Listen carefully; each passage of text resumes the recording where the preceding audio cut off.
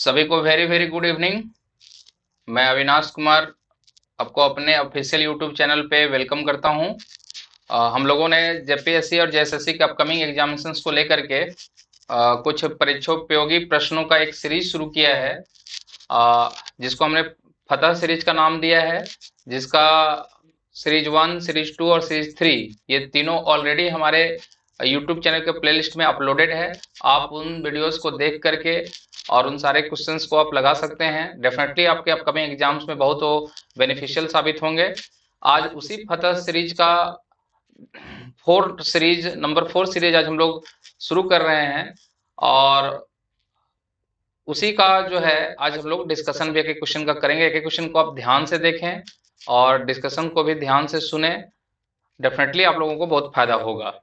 और इस चैनल को आप लोग ज़्यादा से ज़्यादा जो है सो शेयर और सब्सक्राइब भी करें, ताकि हम लोगों को भी एक वीडियोज को अपलोड करने का मोटिवेशन मिलता रहेगा। चलिए तो शुरुआत करते हैं। आज के सीरीज का फर्स्ट क्वेश्चन है, झारखंड राज्य के किस जिले में भटिंडा प्रपात स्थित है। अब भटिंडा फॉल कहाँ है उसके बारे में आपसे पूछा है, तो ये तो बिल्कुल फैक्चुअल क्वेश्चन है। तो ये जो भटिंडा प्रपात है इसका आंसर हो जाएगा धनबाद। इसका आंसर क्या हो जाएगा, थर्ड में आपका धनबाद। रही बात यहाँ पर आपका जो है लातेहार का, तो लातेहार से आपको इम्पोर्टेंट पॉइंट ये हो जाता है कि झारखंड का सबसे ऊंचा जो जलप्रपात है, जिसको हम लोग बूढ़ा घाघ या लोधा घाघ के नाम से ही जानते हैं, ये जलप्रपात आपका जो है लातेहार में ही पड़ता है। इसके अलावे लातेहार में आपका घाघरी जलप्रपात है। घाघरी के बाद आपका लातेहार में गौतम धारा जलप्रपात है। गौतम धारा के अलावा यहीं पर आपका मिर्चैया जलप्रपात है लातेहार में ही, और कांति जलप्रपात है। कांति, तो ये कांति जलप्रपात, मिर्चैया जलप्रपात, गौतम धारा जलप्रपात, घाघरी जलप्रपात, बूढ़ा घाघ और लोधा घाघ, ये सारे जलप्रपात किस जिले में पड़ते हैं, लातेहार जिले में पड़ते हैं। पलामू की जहां तक बात है तो यहाँ बहुत अधिक जलप्रपात नहीं है। एक आपका कुंड जलप्रपात जो है, कुंड जलप्रपात पलामू जिला में पड़ता है। और दुमका की जहां तक बात है तो यहाँ पर कोई विशेष जलप्रपात देखने को नहीं मिलता है। चलिए हम लोग सेकंड क्वेश्चन की ओर आते हैं। और देखिए स्क्रीन पे आप ये इमेज देख सकते हैं। आपका ये जो है स्क्रीन का जो इमेज है, ये ऑलरेडी भटिंडा जलप्रपात का ही देखिए कि मनोरम दृश्य है, जो झारखंड के धनबाद जिले में पड़ता है। चलिए नेक्स्ट क्वेश्चन की ओर आते हैं। झारखंड विधानसभा हेतु मनोनीत सदस्यों की संख्या कितने हैं। तो ये झारखंड जो लेजिस्लेटिव असेंबली है, इसमें नॉमिनेटेड मेंबर का संख्या आपसे पूछा है। तो आपको पता ही है कि झारखंड लेजिस्लेटिव असेंबली या झारखंड विधानसभा में कुल जो निर्वाचित सदस्य हैं, इलेक्टेड मेंबर हैं, तो इलेक्टेड मेंबर की संख्या है 81, और एक आपका जो नॉमिनेटेड मेंबर हैं, नॉमिनेटेड हैं, उनकी संख्या है 1। वर्तमान में आपका जो है कह सकते हैं कि जोसेफ पाचल गालस्टीन, यही आपका जो झारखंड विधानसभा के आपका जो है मनोनीत सदस्य हैं। तो मनोनीत सदस्य, इसका आंसर क्या हो जाएगा, तो आंसर इसका हो जाएगा फोर्थ, एक आपका। और अगर निर्वाचित पूछता है, इलेक्टेड मेंबर पूछता है तो 81, और कुल सीटों की संख्या कितनी है, तो 81 + 1 82। चलिए नेक्स्ट क्वेश्चन की ओर आगे बढ़ते हैं। झारखंड विधानसभा में अनुसूचित जाति हेतु आरक्षित स्थानों की संख्या कितनी है। तो झारखंड विधानसभा में आपका देखिए यहाँ पर पूछा है अनुसूचित जाति, मतलब आपसे पूछा है एससी, शेड्यूल कास्ट, और उनके लिए आरक्षित स्थानों की संख्या कितने, मतलब रिजर्व सीट कितने हैं। तो झारखंड विधानसभा में आपका जो है कुल इलेक्टेड सीटों की संख्या 81 है, +1 तो आपका नॉमिनेटेड है। अब ये जो 81 है, इसमें जो 44 सीट है वो आपका अनरिजर्व्ड है, अनारक्षित है, अनरिजर्व्ड है। और इसमें जो सीट है आपका 9, वो आपका जो है एससी के लिए रिजर्व्ड है, और 28 सीट जो है वो आपका एसटी के लिए रिजर्व्ड है। तो फिलहाल हमसे एससी का डाटा मांगा है, तो एससी का डाटा मांगा है, तो आंसर इसका हो जाएगा फर्स्ट ऑप्शन। और फर्स्ट ऑप्शन में हम लोगों का क्या है, तो यहाँ पर देखिए 9 है, तो आंसर इसका 9 हो जाएगा। चलिए नेक्स्ट क्वेश्चन की ओर आते हैं।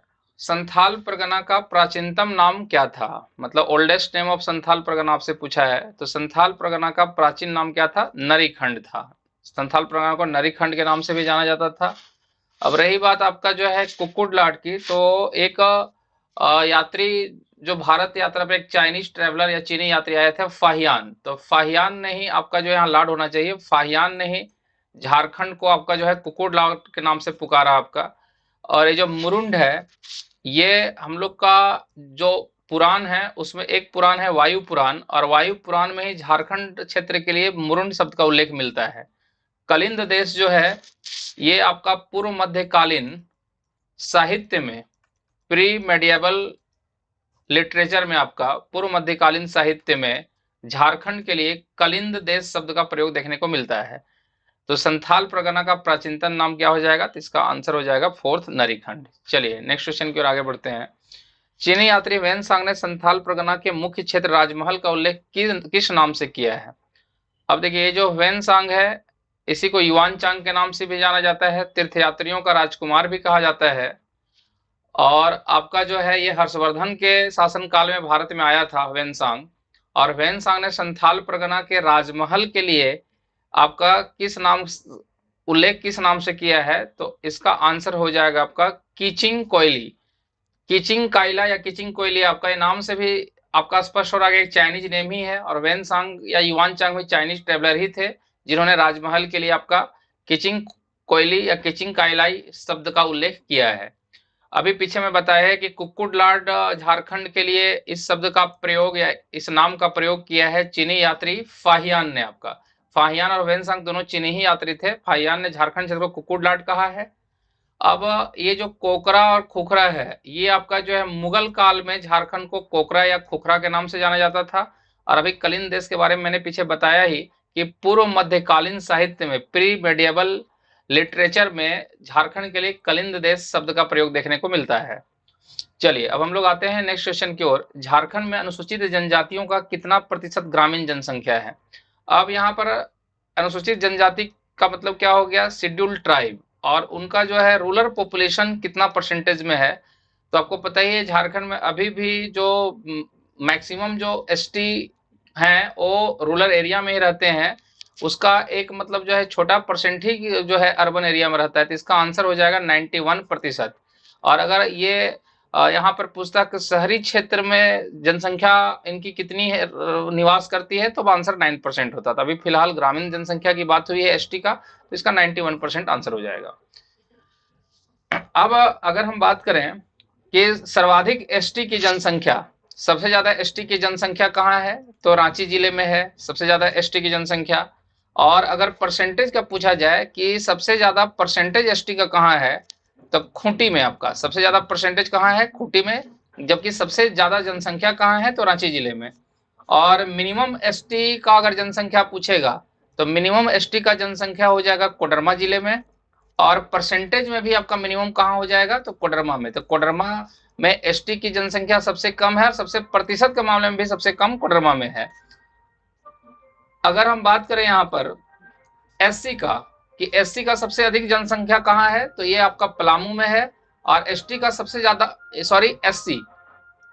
एससी शेड्यूल कास्ट की मैं यहाँ बात कर रहा हूँ कि अनुसूचित जाति या शेड्यूल कास्ट का सबसे अधिक जनसंख्या कहाँ है? पलामू में। और इनका सबसे ज्यादा प्रतिशत कहाँ है एससी का? तो चतरा में। ये कुछ फैक्चुअल डेटा है, तो इसको आपको ध्यान में रखना चाहिए ताकि फैक्ट से रिलेटेड अगर क्वेश्चन आए तो छूटने नहीं चाहिए। चलिए नेक्स्ट क्वेश्चन की ओर आते हैं। नंबर 7 है, झारखंड राज्य के हेमंत सोरेन के मंत्रिमंडल में चंपई सोरेन किस विभाग के मंत्री थे? देखिए एक अच्छा क्वेश्चन है, क्योंकि आपका जो है अभी ये चर्चा में भी चंपई सोरेन है, तो इनसे रिलेटेड पूछा जा सकता है आपका, इसलिए हमने इस क्वेश्चन को यहाँ पे इंक्लूड किया है। तो हेमंत सोरेन के मंत्रिमंडल में जो चंपई सोरेन थे वो परिवहन विभाग के मंत्री थे। हालांकि हेमंत सोरेन के इस्तीफे के बाद वर्तमान में चंपई सोरेन जो है झारखंड के मुख्यमंत्री पद पर आसीन है। चलिए नेक्स्ट क्वेश्चन की ओर आते हैं। कोल विद्रोह 1831-1832 किसके नेतृत्व में,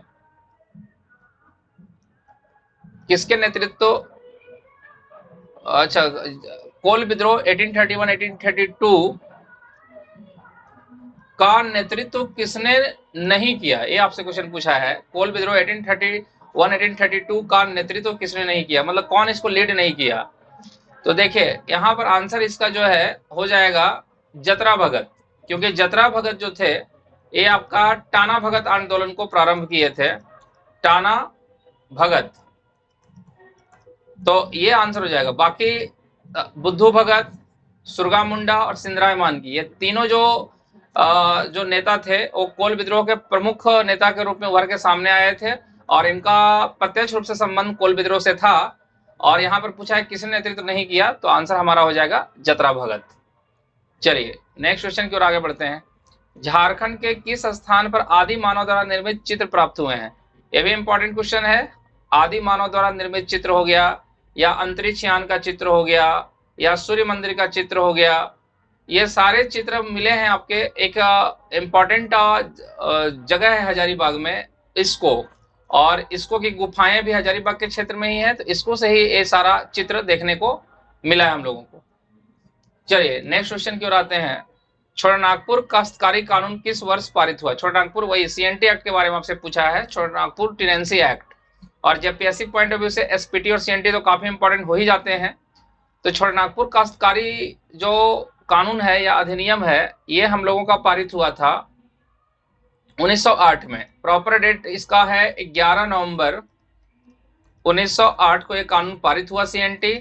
और सीएनटी एक्ट की अगर हम बात करें तो सीएनटी एक्ट में टोटल आपके जो है 19 अध्याय हैं। ये पूछा जा सकता है क्वेश्चन आपसे, 19 अध्याय हैं और इसमें 271 धाराएं हैं आपका। तो टोटल धाराएं इसमें है 271, अध्याय हैं कितने? 19। और अभी तक सीएनटी एक्ट में 26 बार संशोधन हो चुका है, 26 टाइम इसमें अमेंडमेंट हो चुका है जब से ये लागू हुआ है।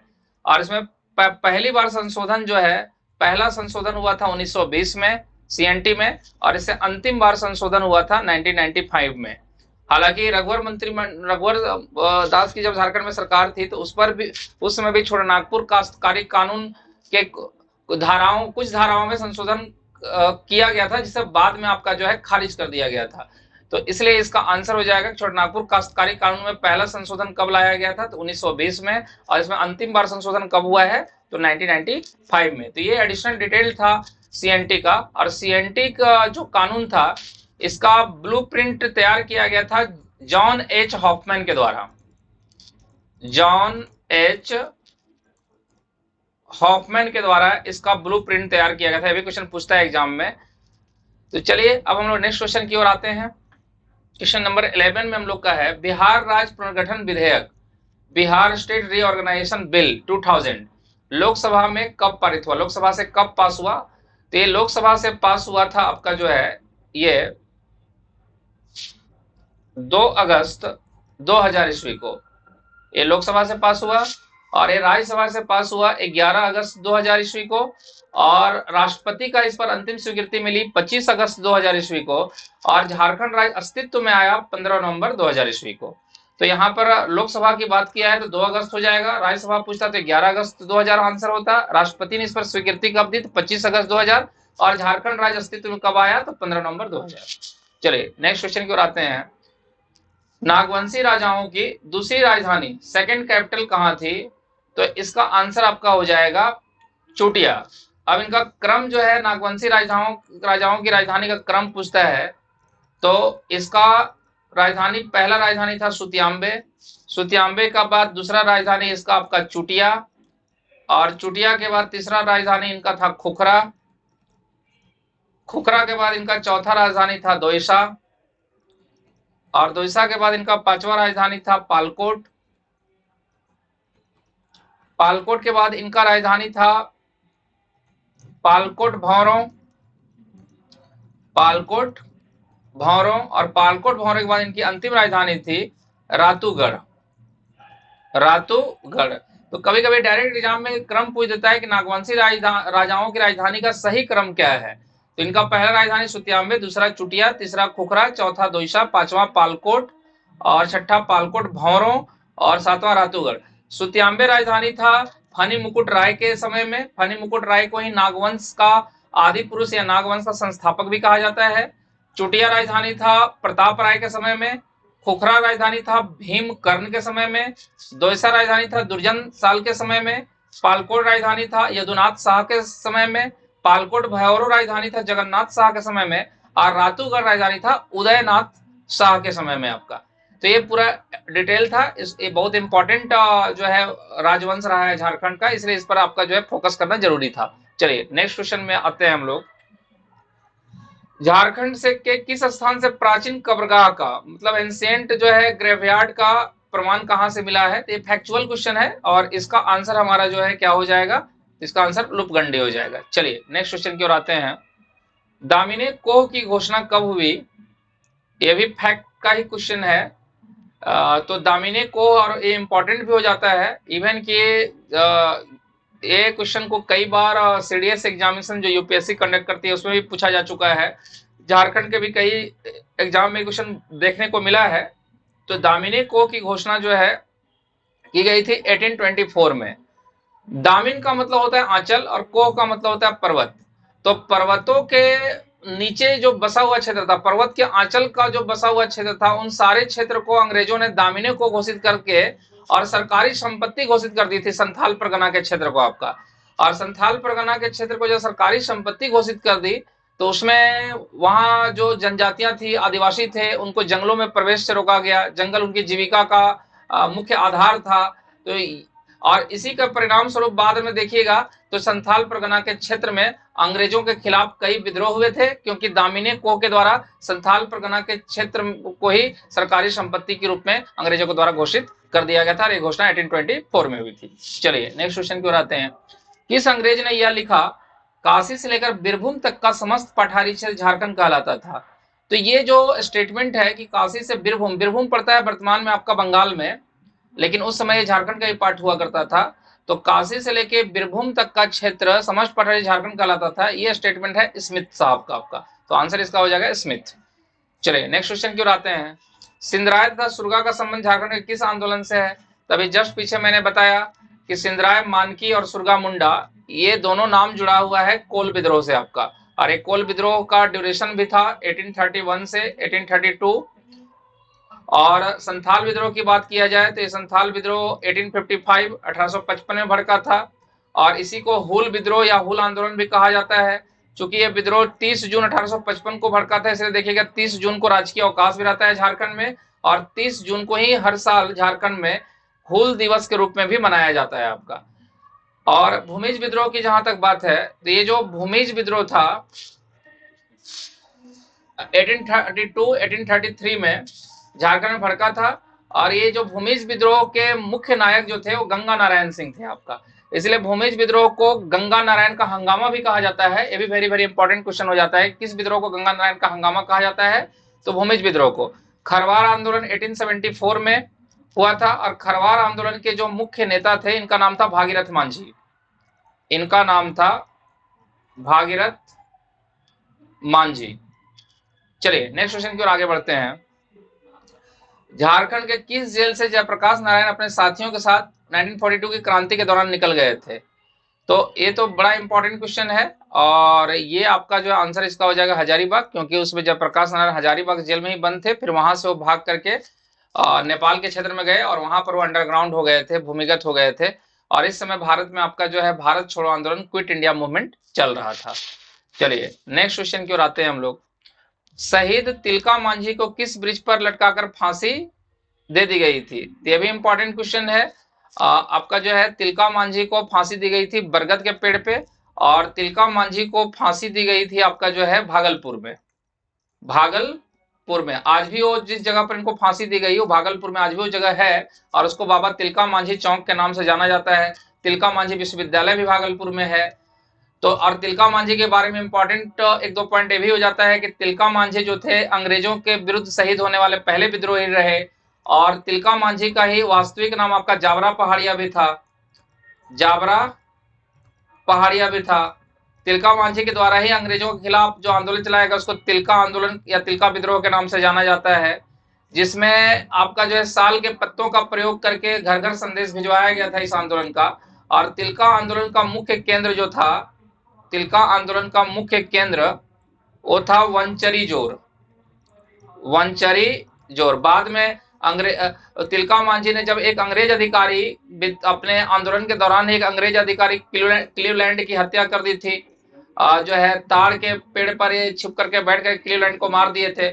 उसके बाद जब इनकी गिरफ्तारी के प्रयास तेज हुए, इन पर शिकंजा कसा गया, तो ये फिर सुल्तानगंज के क्षेत्र, पहाड़ियों के आसपास के क्षेत्र में छुप गए। बाद में फिर गिरफ्तार करके इनको भागलपुर में बरगद के पेड़ पे लटका करके फांसी दे दिया गया था आपका। ये तिलका मांझी का डिटेल था। चलिए नेक्स्ट क्वेश्चन की ओर आते हैं। सर्वप्रथम किस वर्ष संथाल परगना में अंग्रेजों के खिलाफ विद्रोह भड़का था? तो ये भी फैक्चुअल क्वेश्चन है। इसका आंसर हो जाएगा 1771 से 1772। ये अंग्रेजों के खिलाफ भड़कने वाला पहला विद्रोह था संथाल परगना के क्षेत्र में। महली जनजाति में विवाह के समय दिए जाने वाले वधू मूल्य को किस नाम से जाना जाता है? मैंने पहले ही बता रखा है आपको कि जो ट्राइब है, जनजाति है, जेपीएससी का फेवरेट एरिया है, और यहाँ से जेपीएससी बराबर क्वेश्चन उठाती रही है कि कौन से जनजाति का वधू मूल्य क्या कहलाता है, कौन से जनजाति का युवा गृह क्या कहलाता है। युवा गृह भी काफी इंपॉर्टेंट एरिया है। कौन सा जनजाति में कौन कौन से प्रमुख त्योहार हैं, और कौन कौन सा जनजाति में कुछ प्रमुख पोशाक है आपका। तो फिलहाल वधू मूल्य पूछा रहे। वधू मूल्य जो भी जनजाति का है, वधू मूल्य वेरी वेरी इंपॉर्टेंट है। तो फिलहाल महली जनजाति की बात हमसे की गई है, तो ये जो महली जनजाति का वधू मूल्य हो जाएगा, इसको हम लोग बोलते हैं पौन टका। तो आंसर इसका सेकंड हो जाएगा, पौन टका। चलिए नेक्स्ट क्वेश्चन की ओर आते हैं। झारखंड में जमींदारी पुलिस व्यवस्था की शुरुआत कब हुई थी? तो झारखंड में जो जमींदारी पुलिस व्यवस्था थी, ये भी फैक्चुअल क्वेश्चन ही है हम लोगों का। ये शुरुआत हुई थी 1806 में, 1806 ईस्वी में झारखंड में जमींदारी पुलिस व्यवस्था की शुरुआत हुई आपका। चलिए नेक्स्ट क्वेश्चन की ओर आते हैं। सिपाही विद्रोह में प्रमुख भूमिका निभाने वाले शहीद गणपत राय को किस वर्ष फांसी दी गई थी? तो देखिए जो गणपत राय है काफी इंपॉर्टेंट हो जाते हैं, क्योंकि जब 1857 का विद्रोह रांची में प्रारंभ हुआ था, 1857 का विद्रोह जब रांची में प्रारंभ हुआ, तो इसमें गणपत राय की अहम भूमिका रही थी, क्योंकि ठाकुर विश्वनाथ सहदेव के ही सेनापति गणपत राय थे, और इसी दौरान ठाकुर विश्वनाथ सहदेव के द्वारा मुक्ति वाहिनी सेना को स्थापित किया गया था। और इसी के बाद आपका जो है बाद में फिर ये जब विद्रोहियों के साथ ये चतरा पहुंचे, तो चतरा की लड़ाई से भाग करके आपका ये लोहरदगा के जंगलों में आके छिप गए थे विश्वनाथ सहदेव और गणपत राय, और इनको वहां से गिरफ्तार करके फिर रांची का जो अभी जो शहीद चौक देखते हैं, उसी के सामने जिला स्कूल के ही गेट पर कदम के पेड़ से लटका करके फांसी दे दिया गया था। उसका एक आप इमेज देख सकते हैं स्क्रीन पे, जो आप देख रहे हैं शहीद स्थल स्मारक रांची। यहाँ पर देखिए स्पष्ट लिखा हुआ है ठाकुर विश्वनाथ सहदेव का शहादत आपका जो है 16 अप्रैल 1858 दिखा रहा है आपका। यहाँ पर आप देख सकते हैं कि इसमें डेट मेंशन्ड है, एक एविडेंस के तौर पर आप क्लियर कट देख सकते हैं। और पांडे गणपत राय का शहादत दिवस कब दिखा रहा है? 21 अप्रैल, 21/4/1858 का मतलब हो गया 21 अप्रैल 1858 को। तो ये आपका जो फांसी स्थल है जो वर्तमान में रांची में मौजूद है अभी आपका फांसी का स्थल, तो इसी को हमने यहाँ पर स्क्रीन पर दिखाने का प्रयास किया है, ताकि वो विजुअलाइजेशन के बाद आपके दिमाग में बैठ जाए वो चीज। तो ये आंसर इसका क्या हो जाएगा? गणपत राय को फांसी कब दी गई? तो 21 अप्रैल 1858 आपका। तो इसका प्रॉपर आंसर हो जाएगा फर्स्ट। चलिए नेक्स्ट क्वेश्चन की ओर आते हैं। किस वर्ष झारखंड क्षेत्र ईस्ट इंडिया कंपनी के अधीन आ गया था? तो मैं बताया था कि सिंहभूम के क्षेत्र से अंग्रेजों का प्रवेश झारखंड के क्षेत्र में हुआ। हालांकि झारखंड के क्षेत्र को पूरा कब्जा करने में तो लंबा वक्त अंग्रेजों को लगा, लेकिन शुरुआती सफलता उनको मिलने लगी थी, और 1771 ईस्वी तक झारखंड के कुछ क्षेत्रों पर अंग्रेजों का अधिकार हो चुका था, ईस्ट इंडिया कंपनी का अधिकार हो चुका था। तो इसका आंसर हो जाएगा 1771। अब देखिए फिर एक क्वेश्चन है, शेख भिखारी को फांसी कब दी गई थी? तो देखिए जब 1857 के विद्रोही जो है सो हजारीबाग से सुरेंद्र शाही के नेतृत्व में, जब मंगल पांडे और नादिर अली के नेतृत्व में आगे बढ़ रहे थे, तो रामगढ़ होते हुए उनकी योजना थी रांची आने की। तो उसी समय अंग्रेजों की कार्रवाई जो है विद्रोहियों पर जब हुई, तो अंग्रेजों का मार्ग को अवरुद्ध कर दिया था आपका जो है टिकैत उमराव सिंह और उनके दीवान शेख भिखारी ने आपका। तो उसी आरोप में शेख भिखारी और टिकैत उमराव सिंह ये दोनों को आपका गिरफ्तार किया गया, और जन आक्रोश के डर से कि लोगों का कहीं आक्रोश न भड़क जाए, इसलिए इन दोनों को फांसी और मांझी के क्षेत्र में न दे करके इनको आपका चुट्टू पालू घाटी में ले जाकर के आपका फांसी दे दिया गया। तो आज भी वो स्थान आपका जो है चुट्टू पालू घाटी में देखा जा सकता है, जहां पर शेख भिखारी और टिकैत उमराव सिंह को फांसी दी गई थी। तो यहाँ पर शेख भिखारी का फांसी का हम लोगों से डेट मांगा है, तो आंसर आपका हो जाएगा इसका 8 जनवरी 1858। चलिए नेक्स्ट क्वेश्चन की ओर आगे बढ़ते हैं। झारखंड राज्य के प्रथम मंत्रिमंडल में जोबा मांझी किस विभाग की मंत्री थी?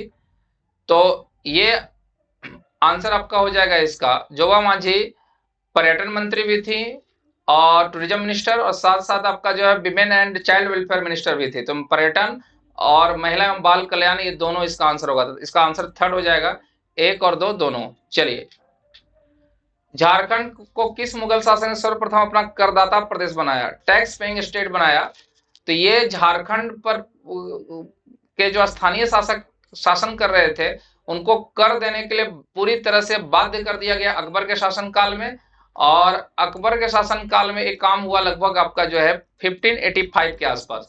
तो सब 1585 ईस्वी तक अकबर के शासनकाल में झारखंड टैक्स पेइंग स्टेट बन गया, और उसके बाद रेगुलरली ये जो है मुगलों को, यहाँ के जो स्थानीय जो शासक थे, राजा थे, मुगलों को कर चुकाना प्रारंभ कर दिए नियमित रूप से। तो आंसर इसका अकबर हो जाएगा। चलिए नेक्स्ट क्वेश्चन है, ग्राम पंचायत का पदेन सचिव कौन होता है? मतलब एक्स ऑफिसो सेक्रेटरी कौन होता है ग्राम पंचायत का? विलेज पंचायत का एक्स ऑफिसो सेक्रेटरी पूछा है आपसे। तो ग्राम पंचायत की बात हो रही है, तो इसका पदेन सचिव कौन हो जाएगा? तो पदेन सचिव इसका आपका हो जाएगा पंचायत सेवक। आपका सरकार के द्वारा प्रतिनियुक्त पंचायत सेवक ग्राम स्तर पर होते हैं। प्रखंड विकास अधिकारी की जहां तक बात है बीडीओ का, तो ये प्रखंड स्तर पर पदेन सचिव होते हैं, लेकिन यहाँ पंचायत स्तर की बात की गई है, तो पंचायत सेवक आंसर हो जाएगा। चलिए नेक्स्ट क्वेश्चन की ओर चलते हैं हम लोग। 28 नंबर, झारखंड राज्य के किस क्षेत्र में आरक्षित वनों का सर्वाधिक विस्तार है? देखिए, झारखंड के वनों को भी अलग अलग कैटेगरी में कैटेगराइज किया गया है ना। आपका एक आपका है रिजर्व फॉरेस्ट है, फिर आपका जो है एक अनक्लासिफाइड फॉरेस्ट है। तो यहाँ पर रिजर्व फॉरेस्ट का सर्वाधिक परसेंटेज पूछा है, तो रिजर्व फॉरेस्ट, तो इसका आंसर हो जाएगा ऑप्शन में कोल्हान आपका। चलिए नेक्स्ट क्वेश्चन की ओर आते हैं। झारखंड में से किस मंदिर का संबंध पाशुपत संप्रदाय से है? तो पाशुपत संप्रदाय से अगर पूछा है टांगीनाथ, उग्रतारा, कोलेश्वरी और वासुदेव राय मंदिर में, तो इसका आंसर हो जाएगा टांगीनाथ धाम मंदिर। और टांगीनाथ धाम मंदिर आपका जो है, देखिए इसका स्क्रीन पर आप एक दृश्य देख सकते हैं एक टांगीनाथ मंदिर का, और ये झारखंड के गुमला जिले में टांगीनाथ मंदिर पड़ता है। और यहाँ पर बोला जाता है कि भगवान परशुराम का जो फरसा है वो भी गड़ा हुआ है। तो आप स्क्रीन पे जो है यहाँ पर देख सकते हैं, ये जो आप, ये बोला जाता है कि परशुराम के द्वारा गड़ा हुआ जो फरसा है वो अभी तक भी उसी स्थिति में है। तो काफी इसका जो है कह सकते हैं पौराणिक और धार्मिक महत्व इस मंदिर का हो जाता है, इसलिए ये इंपॉर्टेंट है। टांगीनाथ के अलावे जो गुमला की अगर बात की जाए, तो यहीं पर आपका जो है हापा मुनि मंदिर, महामाया मंदिर भी प्रमुख मंदिर के रूप में इंपॉर्टेंट हो जाते हैं। तो इनको आपको ध्यान में रखना है। अब इसके बाद जो उग्रतारा मंदिर है, ये उग्रतारा मंदिर आपका पड़ता है लातेहार जिला के चंदवा प्रखंड में, और लातेहार जिला के चंदवा प्रखंड में पड़ता है। और काली कुल की ही एक देवी है, देवी उग्रतारा। तो वही उग्रतारा देवी का मंदिर है, इसको एक शक्ति और सिद्ध पीठ के रूप में भी देखा जाता है। ये प्रॉपर आपका नगर गांव में पड़ता है, इसलिए इसको नगर मंदिर के नाम से भी उग्रतारा मंदिर को जाना जाता है, क्योंकि जिस जगह पर मंदिर है उस गांव का नाम आपका जो है नगर गांव है। और बोला जाता है कि उग्रतारा मंदिर जो है झारखंड में मराठों का विजय स्मारक का प्रतीक के रूप में भी इस मंदिर का निर्माण किया गया होगा, ऐसा इतिहासकारों का मानना है।